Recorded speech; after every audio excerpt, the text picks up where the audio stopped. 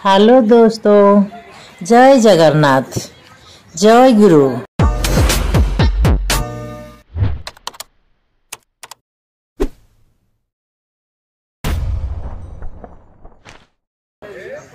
आमे आज कौन को जगह देखिबा जानिचंती?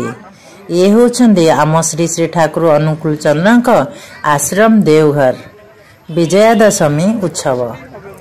केते सुंदर साजसजा, चलतु आमे देखिबा। सुंदर तृप्तिर अवसाद नाही, जेते देखुथिले नुआ दिसुथाय। एमिति एते सुंदर सजसजा होईची, आपण माने देखिले खुशी हे जिवे। और जो माने आमर ठाकुरबाड़ी आश्रम जाई नाहांती, आपण माने जांतु आ देखंतु, निजको केते भल फील हबो मनरे, सेटा निजे गले ही जानि परिबे।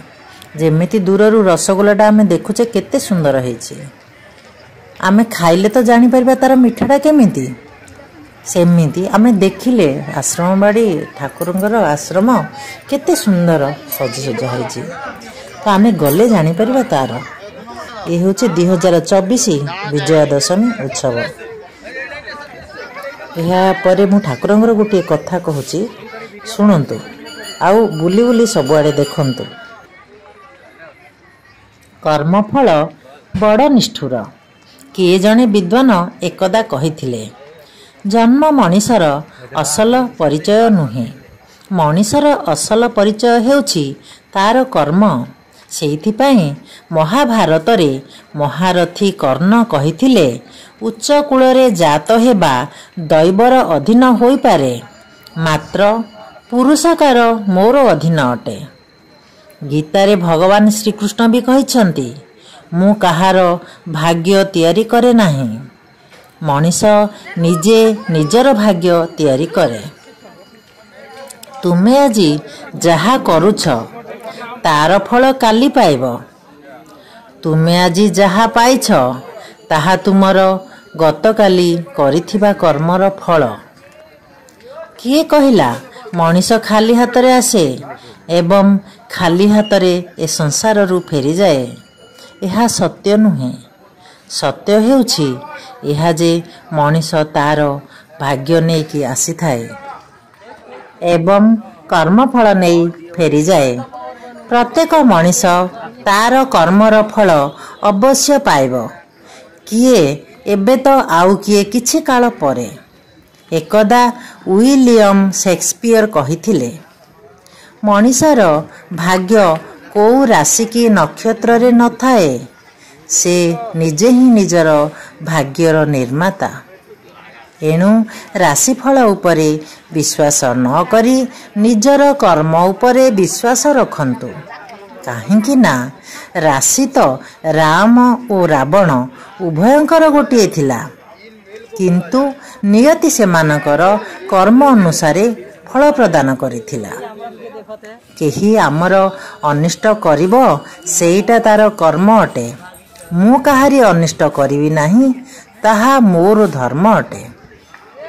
तुमे आजी जहा अन्य को देउछ ताहा तुमको केबे ना केबे निश्चित मिलिबो। से ताली हेउ कि गाली, गोटिए कथा मने रखिथिबे, अन्यर आखिर लुहरे तियारी सुख बेसी दिन तिष्ठी रहे ना। ए संसारर सबुठारु मूल्यवान तरल पदार्थ हेउछि लुह। लुहरे एक भाग जल, बाकी अन्य भाग भावावेग थाए। तेणु कहा आखिरे लुह देवा पूर्वरु 100 थर भावंतु, कारण कर्मफल बड़ निष्ठुर, से काहाकु भी क्षमा दिए ना, सुधमूल समस्तंकु फेरेई दिए। अलेक्जेंडर पोप एकदा कहिथिले, भूल करिबा हेउछि मनीषर प्रकृति, किंतु भूल को मानि नेबा हेउछि मनीषर संस्कृति, एवं भूल को संशोधन करिनेबा हेउछि मनीषर प्रगति। सरल मनीषंक सह छल कपट करी खुशी हेउथिबा व्यक्ति निजकु केबे भी चालाक भावंतु ना, काहेकि अजाणतरे से बरबादीर समस्त द्वार खोली देई थांती। ଯେଉଁ କର୍ମର ବିଚାର ଅଦାଲତ କରିପାରେ ନାହିଁ ତାର ବିଚାର ସମୟ ହିଁ କରିଦିଏ। ଆଉ ସମୟ ଯେତେବେଳେ ବିଚାର କରେ ସେତେବେଳେ ସାକ୍ଷୀ ପ୍ରମାଣର ଆବଶ୍ୟକତା ପଡ଼େ ନାହିଁ। କର୍ମ ପାଖରେ ନା ଅଛି କାଗଜ ନା କଲମ, କିନ୍ତୁ ଅନବରତ ସେ ମଣିଷର ଭାଗ୍ୟ ଲେଖି ଚାଲିଛି।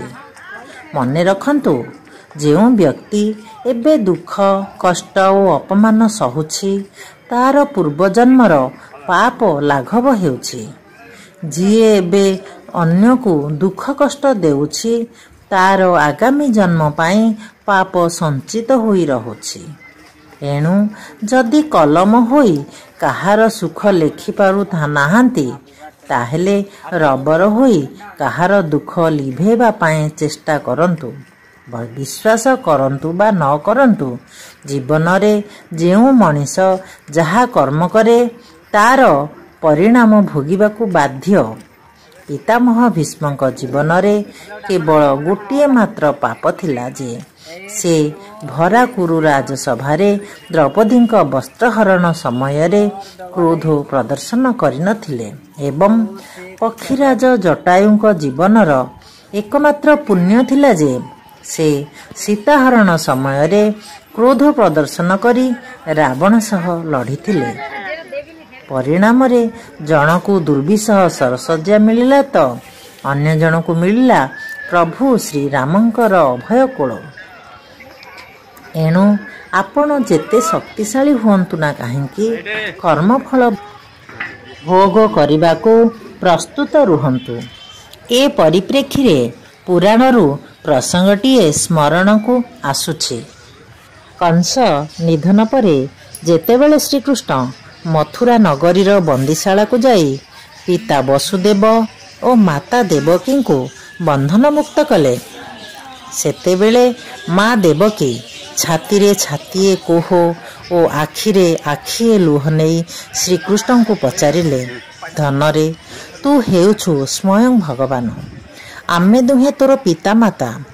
ଆମେ ଏମିତି କି ପାପ କରିଥିଲୁ ଯେ ଆମକୁ 14 ବର୍ଷ କାଳ ଏ ବନ୍ଦୀଶାଳାରେ ରଖି ଏତେ ଦୁଃଖ କଷ୍ଟ ଦେଲୁ? ଏ ପ୍ରଶ୍ନରେ ଶ୍ରୀକୃଷ୍ଣ ଅଳ୍ପ ହସି ମାତା ଦେବକୀଙ୍କୁ ପଚାରିଲେ, ମା, ମୁଁ ଏମିତି କି ପାପ କରିଥିଲି ଯେ ତୁମେ ମୋତେ 14 ବର୍ଷ ବନବାସ ପଠେଇ ଦେଲ? ରାତି ପାହିଲେ ରାଜା ହୋଇଥାନ୍ତି, ମାତ୍ର ତୁମ ପାଇଁ ମୋତେ ଜଟାଜୁଟ ବକଳ ଧରି ବନକୁ ଯିବାକୁ ପଡ଼ିଲା। ଏ ପ୍ରଶ୍ନରେ ଚମକି ପଡ଼ି ଦେବକୀ ପଚାରିଲେ, ମୁଁ ତୋତେ 14 ବର୍ଷ ବନବାସ ପଠେଇଥିଲି, ତୁ କ'ଣ କହୁଛୁ ପୁତ୍ର? ଶ୍ରୀକୃଷ୍ଣ ଉତ୍ତର ଦେଲେ, ହଁ ମା, ଗତ ଜନ୍ମରେ ତୁମେ ଥିଲ ମହାରାଣୀ କୈକେୟୀ ଓ ପିତା ବସୁଦେବ ଥିଲେ ମହାରାଜ ଦଶରଥ। ତୁମେ ଦୁହେଁ ମୋତେ ବିନା ଦୋଷରେ 14 ବର୍ଷ ବନବାସ ପଠେଇଥିଲ। ସେଥିପାଇଁ ତୁମ ଦୁହିଁଙ୍କୁ ଏ ଜନ୍ମରେ ଏ ବନ୍ଦୀଶାଳା ଭିତରେ 14 ବର୍ଷ କଟେଇବାକୁ ପଡ଼ିଲା। ଆଶ୍ଚର୍ଯ୍ୟ ସ୍ୱରରେ ଦେବକୀ ପଚାରିଲେ, ଆଉ ରାଣୀ କୌଶଲ୍ୟା? ଶ୍ରୀକୃଷ୍ଣ କହିଲେ, ସେ ହେଉଛନ୍ତି ଏ ଜନ୍ମର ଯଶୋଦା।